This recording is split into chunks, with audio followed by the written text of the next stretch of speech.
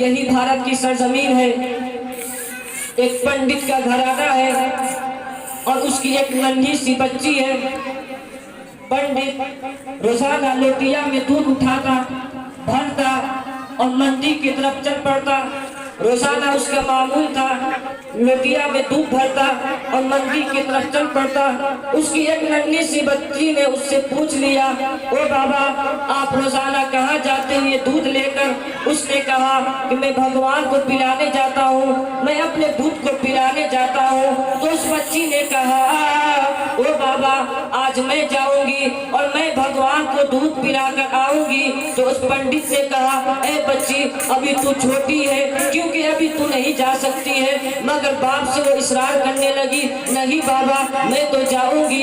जानते हो, बच्ची या बेटी होती है, बाप की लाडली हुआ करती है। बार बार बच्ची कहने लगी, बाबा मैं जाऊंगी और आज दूध पिला कर आऊंगी। बाप ने तैयार हो गया, कहा अच्छा ठीक है बेटी, तू ही जा और दूध पिला कर आना। वो बच्ची खुशी की मारे चल पड़ी और चलते चलते जैसे ही मंदिर के दहलीज पर कदम रखती है, अपने भगवान के सामने एक तरफ दूध को रख देती है और कहने लगी, ओ मेरे भगवान, ओ मेरे दूध को पी लीजिए, दूध को पी लीजिए। बार बार इसरार करने लगी कि ओ मेरे भगवान, दूध को पी लीजिए। मगर अब जानते हो, पत्थर कुछ बोल नहीं सकता है, पत्थर पे जान मूर्ति है। उसको क्या पता कि मेरा बाप दूध फेंकता था या दूध पिलाता था, उसको क्या पता। वो ये सोचने लगी कि लगता है मुझसे मेरे भगवान नाराज है, लगता है मुझसे मेरे बुत नाराज है। बस उसने एक अहद कर लिया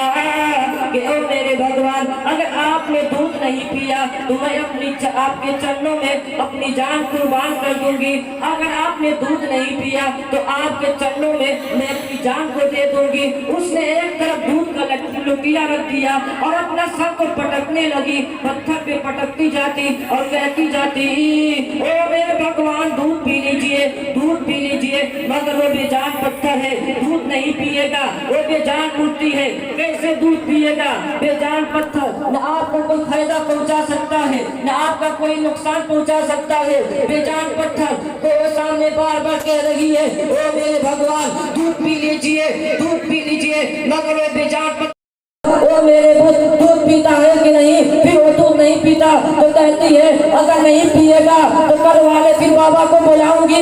इतना सुनना था, वो भूत अपने जान में आ जाता है और हाथ को आगे बढ़ाता है और अपने मुंह से दूध लगाकर पीने लगता है। ये सब मंजर देखकर सब लोग घबरा गए कि आखिर वो बाबा कौन था जो कल आया था, उसके नाम से ये दूध पी रहा है। बेटी की तरफ सब खड़े होकर कहने लगे, ओ बेटी, उस बाबा का नाम क्या है? कहा बेटी ने, उस बाबा का नाम नहीं पता। वो कहाँ रहता है? कहा किधर से आया था? लड़की कहती इधर से आया था, इधर गया है। सारे लोग भागने लगे, भाग कर ढूंढने लगे। ढूंढते ढूंढते एक जगह पहुँचते हैं जहाँ पर ख्वाजा गरीब नवाज एक दरख्त के नीचे सो रहे थे, आराम कर रहे थे। सारे लोग पहुँच गए और पहुँचने के बाद अर्ज करते हैं, आप तो बहुत भगवान हो, आप तो मेरे भगवान हो। कहते हैं, मैं किसी का भगवान नहीं हूँ, बल्कि मैं उसका पूजा करता हूँ जिसका जिसने सारी कायनात को बनाया है। कहा आप किसका पूजा करते हैं? तो ख्वाजा की नमाज कहते हैं, जिसने मुझे पैदा किया, जिसने तुझे पैदा किया, जिसने जमीन को बनाया, जिसने आसमान को बनाया, जिसने सितारों के अंजुमन लगाई, जिसने चांद की रोशनी लगाई, जिसने समुद्र की सैलानी लगाया, जिसने फूलों में महक लाया। कहा वो कौन है? कहा वो खुदा है। उसका नाम ये कहकर आगे बढ़े, सारे लोग दौड़ पड़े और ख्वाजा की नमाज के कदमों में गिर गए और कहने लगे, ख्वाजा की नमाज, मुझे कलमा पढ़ाइए और इस्लाम में दाखिल कीजिए। सारे गांव के लोग कलमा पढ़कर इस्लाम में दाखिल हो गए। इसलिए शायर कहता है कि वादी रजा की तो हिमाला रजा का है, जिस संत देखिए वो इलाका रजा का है। ये ख्वाजा की नमाज की शांति कि जिस रास्ते में पत्थर उठाने वाले शख्स को जन्नत की बशारत देती है। इसी तरीके से एक ईसाई था, वो रास्ते में जा रहा था अपने दोस्तों के साथ, तो क्या देखता है रास्ते में एक पत्थर पड़ा हुआ है।